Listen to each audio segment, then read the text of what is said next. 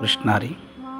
अध्याय 13वा क्षेत्र क्षेत्रज्ञ योग, वही क्रमांक 1 ते 300 पर्यंत. यामध्ये माऊलींनी गुरुच्या चरणाची पूजा कशी करावी, जीवनात गुरु किती महत्त्वाचा आहे याबद्दल माऊली सांगतात. क्षेत्र म्हणजे काय, क्षेत्रज्ञ म्हणजे काय. देहाला क्षेत्र म्हटलंय तर या देहाला जाणणारा क्षेत्रज्ञ होय, अशी क्षेत्र क्षेत्रज्ञाची व्याख्या माऊली येथे करतात. या क्षेत्रात आपण काय पेरावं, हा देह म्हणजे क्षेत्र, याच्यात कशी पेरणी करावी.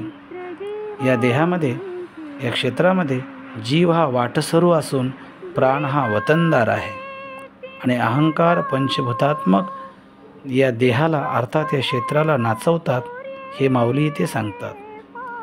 मन कशाला म्हणावं, बुद्धी कशी असते, विषय इंद्रिय सुख दुःख याच्या व्याख्या माऊली या ठिकाणी करतात.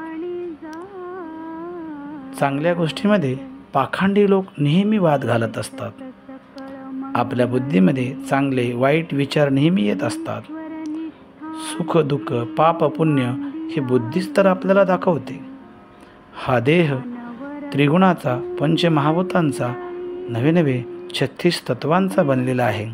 ते 36 तत्व कसे, हे माऊली इथे विषेद करतात. तसं बघायला गेलं पंचमहाभूते एकमेकाचे वैरी आहेत, पण हे वैरी असून सुद्धा एकाच देहात गुण्या गोविंदाने नांदतात आणि देहाचं कार्य करून घेतात. जो या तत्वापेक्षा वेगळा होतो ना, तो खरा ज्ञानी होय, तो खरा ज्ञानमार्गावर चालणारा भक्त होय बरं का, हे माऊली इथे सांगतात. याचबरोबर माऊलीने या अध्यायात अहिंसेचे रूप प्रगट केलेले आहे.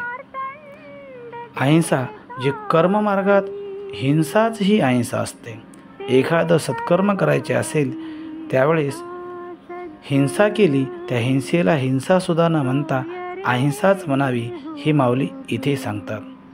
आपल्या मनाची स्थिती, आपल्या मनाचे विचार जसे येतात त्याप्रमाणे आपल्याकडून कृती होत असते. मनामध्ये प्रगटणारे चांगले विचार आपल्याकडून चांगल्याच कृती करतात. सगळा खेळ हा मनाचा आहे. मन सर्व गोष्टींना करता करविता असणारा आहे. मनामध्ये चांगले विचार आले तर निश्चित चांगलंच होतं आणि त्याच मनात जर वाईट विचार आलं तर मात्र निश्चित वाईटच होतं. जे पेरलं जातं तेच उगवलं जातं, तेच वाढतं. म्हणून चांगल्या पिकाचीच पेरणी या क्षेत्रामध्ये करावी. भक्तिरूपी पेरणी, भक्तिरूपी बीज या क्षेत्रात पेरल्यानंतर भक्तिरूपी फळेच त्याला पुढे येणार आहेत. आणि जेव्हा केव्हा आपण भक्तीचे बीज पेरणार आहोत ना, त्यावेळेस मात्र आपल्याला या क्षेत्रामध्ये दुःखाला लवलेशही उरणार नाही. सर्वत्र सुख आणि सुखच होईल आणि त्या दिवशी खऱ्या अर्थाने या क्षेत्राचे वतनदार आपण होऊन त्या क्षेत्रज्ञाला जाणून आपण त्या भगवंताशी एकरूप होणार आहोत, हेच माऊली या अध्यायातून सांगत आहेत. रामकृष्ण हरी.